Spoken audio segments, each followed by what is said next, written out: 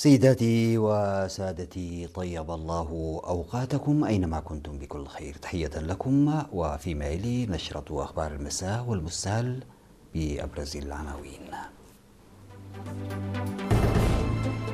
انطلاق أعمال المؤتمر الثامن لتنظيمات مجلس الإريتريين الأمريكيين.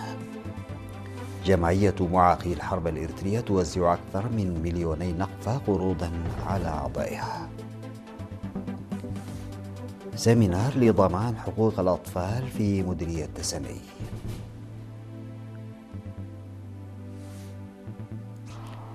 مالي، الأمن والاقتصاد والموارد المائية أبرز ملفات مباحثات غويتا وفاي. واشنطن والرياض تقصفان الحشد الشعبي في العراق بهجوم مشترك. قائد جيش جنوب إفريقيا يزور موسكو ويتفق على تعزيز العلاقات. السلام عليكم ورحمة الله. افتتح رسميا المؤتمر الثامن لتنظيمات مجلس الإريتريين الأمريكيين يوم 28 من يوليو في دالاس بولاية تكساس تحت شعار أساس متين واستشراف للمستقبل. وشهد المؤتمر السنوي الذي افتتحه سيد يوسف سايق مسؤول الشؤون التنظيمية بالجبهة الشعبية للديمقراطية والعدالة حضور 450 من مختلف الفئات العمرية ممثلين عن مختلف الولايات والمدن الأمريكية من أعضاء تنظيمات الجبهة الشعبية واتحاد المرأة وشباب الجبهة الشعبية وحدري ومواطنين آخرين.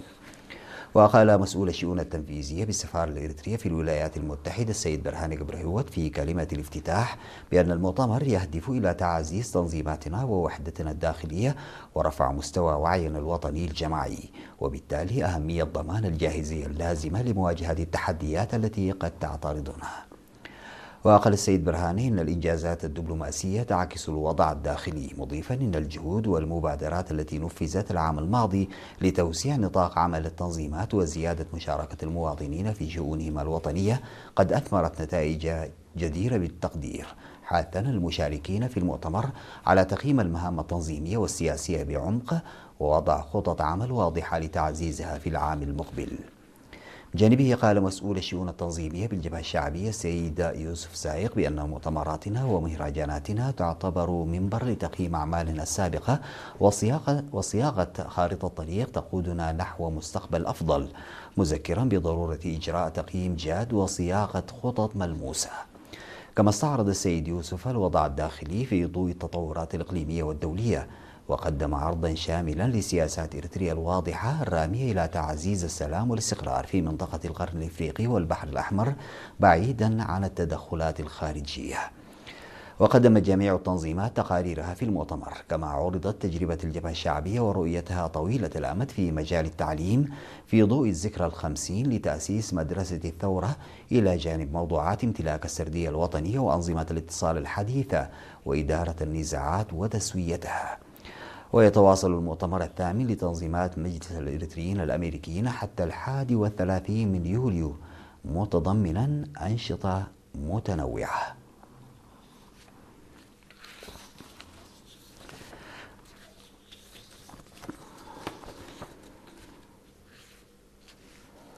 أعلنت جمعية معاقي الحرب الإريترية توزيع قروض تزيد قيمتها عن 2 مليون نقفة على أعضائها خلال النصف الأول من عام 2026 في إطار الجهود الرامية إلى تحسين الأوضاع الاقتصادية والاجتماعية لأعضائها. جاء ذلك خلال الاجتماع الدوري 12 للمجلس المركزي للجمعية الذي عقد في 28 من يوليو، حيث استعرض المشاركون أبرز الأنشطة المنفذة خلال الفترة الماضية، ومن بينها توزيع القروض على المستفيدين وإعداد مشاريع لتركيب أنظمة الغاز الحيوي وتحصيل اشتراكات العضوية، إلى جانب تطوير الخدمات المقدمة للأعضاء.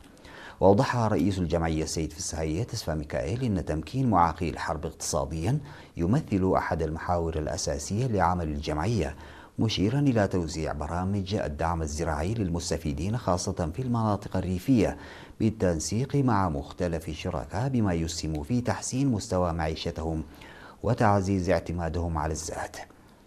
وأشار التقرير إلى تقديم وسائل مساعدة ل 156 من معاقي الحرب، إضافة إلى تخصيص أكثر من 70 ألف نقفة لتغطية النفقات العلاجية ل 72 عضوا من أعضاء الجمعية.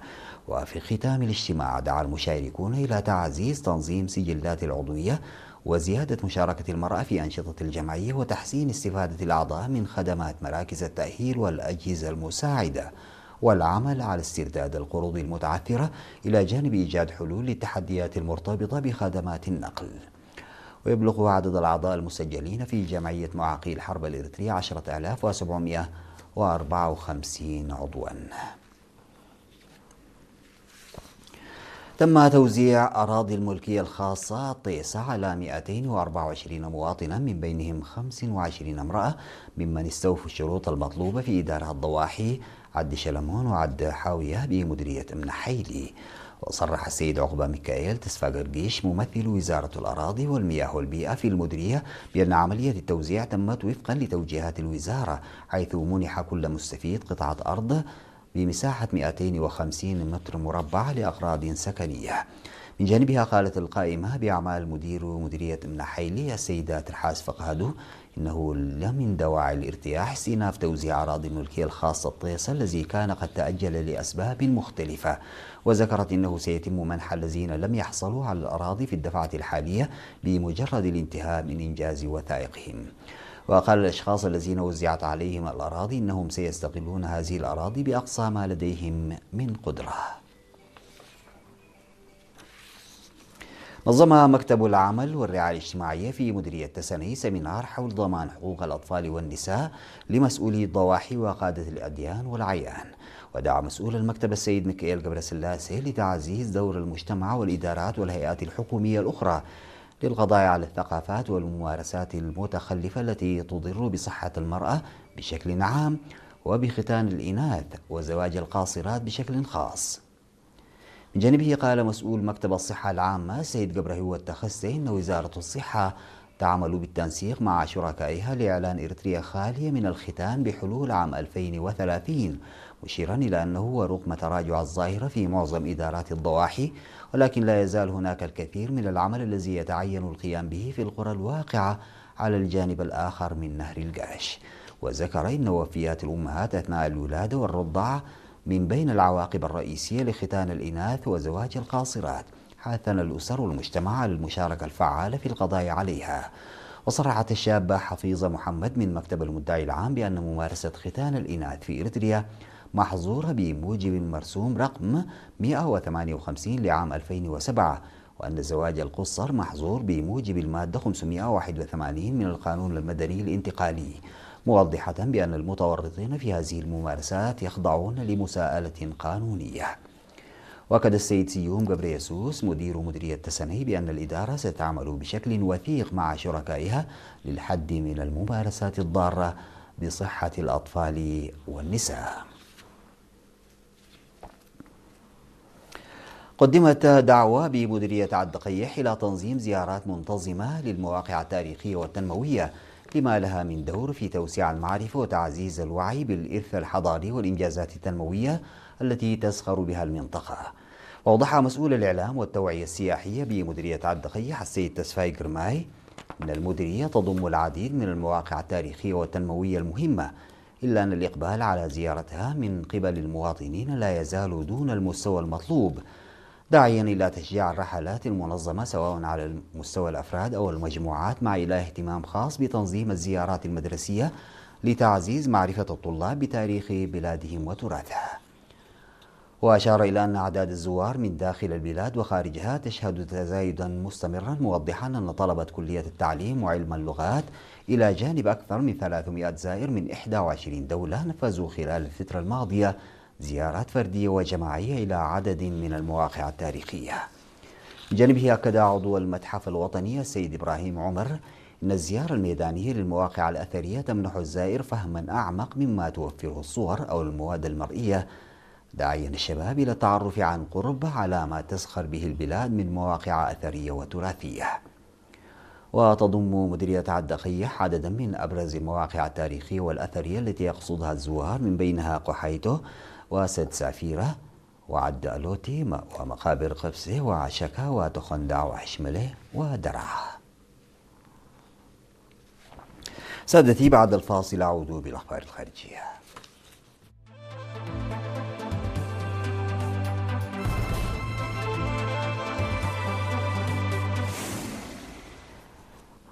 أنهى الرئيس السنغالي ديوماي فاي زيارة عمل إلى مالي استمرت يوما واحدا، وأعلنت الرئاسة السنغالية أنها جاءت بدعوة من الرئيس المالي الجنرال أسيمي غويتا. وبحسب الرئاسة المالية فإن رئيسي البلدين خصصا جانبا كبيرا من مباحثاتهما لقضايا السلام والأمن في الساحل، مضيفة أن ديوماي فاي شدد على ضرورة تعزيز التعاون والعمل المنسق بين دول المنطقة، وجدد استعداد بلاده لمواكبة مالي في الحرب ضد التحديات الأمنية وفي الجهود الرامية إلى تعزيز الاستقرار الإقليمي. واتفق الرئيسان على مواصلة التشاور مع نظرائهما بغية عقد قمة لرؤساء الدول في أقرب الآجال تخصص لتعزيز التعاون النقدي والاقتصادي والإدارة المنسقة للموارد المائية وفقا للرئاسة المالية.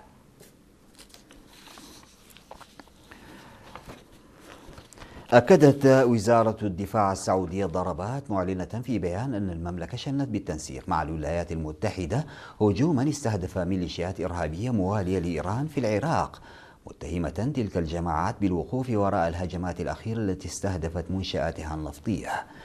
وتعد هذه المرة الأولى التي تعلن فيها الرياض مسؤوليتها عن تنفيذ ضربات داخل الأراضي العراقية منذ انطلاق المواجهات بين طهران وواشنطن. في غضون ذلك أعلن الحشد الشعبي أن مقره الرئيسي في البصرة الواقعة جنوب شرقي العراق بالقرب من الحدود الإيرانية تعرض لغارة جوية. ونعى الحشد في حصيلة غير نهائية ما لا يقل عن 20 من عناصره، مشيرا إلى إصابة 32 آخرين بجروح. وأوضح أن الهجمات طالت مقر الهيئة في محافظات بغداد وواسط ونينوى والبصرة وكركوك وغربلة وديالى، ومخلفة أضرارا مادية متفاوتة في عدد من المقرات والآليات والمعدات العسكرية.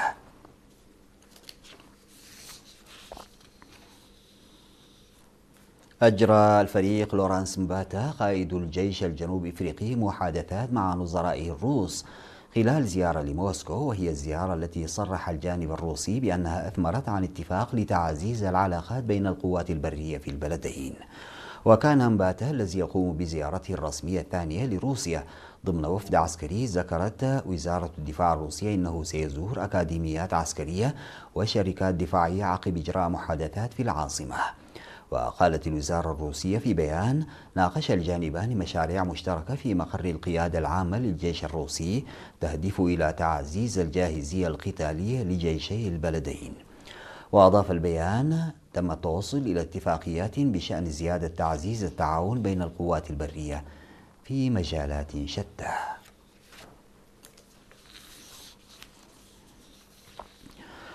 ضرب زلزال بقوة 7.1 درجة جنوب اليابان وفق هيئة الأرصاد الجوية اليابانية، التي أصدرت إنذارا من خطر حصول تسونامي قبل أن ترفعه لاحقا، بينما جرى تسجيل عشرات الإصابات وسقوط قتلى وانهيار مبان جراء الزلزال. وصلت شدة الزلزال إلى الدرجة 7 وهي الأعلى على السلم شيندو الياباني للزلازل وفقا لما ذكرته وكالة الصحافة الفرنسية. وأعلن التلفزيون الرسمي الياباني نقل 50 شخصا على الأقل إلى المستشفيات إثر الزلزال الشديد الذي ضرب جنوب غربي البلاد، كما أفاد بانهيار 12 منزلا بينها 4 لا يزال أشخاص عالقين تحت أنقاضها. من جانبها أعلنت رئيسة الوزراء اليابانية ساناي تاكايتشي تسجيل عدة إصابات وانهيار مبان واندلاع نيران بعد الزلزال الشديد الذي ضرب جنوب غربي البلاد.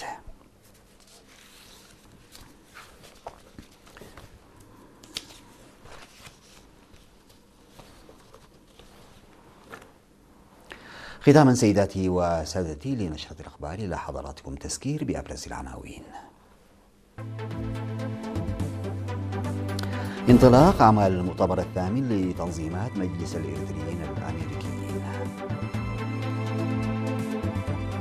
جمعية معاقي الحرب الإريترية توزع أكثر من 2 مليون نقفة قروضا على أعضائها. سيمينار لضمان حقوق الأطفال في مديرية دسني.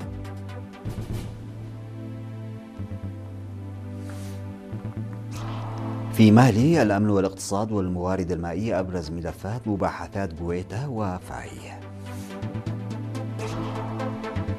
واشنطن والرياض تقصفان الحشد الشعبي في العراق بهجوم مشترك. قائد جيش جنوب افريقيا يزور موسكو ويتفق على تعزيز العلاقات. انتهت نشرة أخبار المساء، قدمتها لحضراتكم من الفضائية الإريترية. شكرا لمتابعتكم، السلام عليكم ورحمة الله تعالى وبركاته.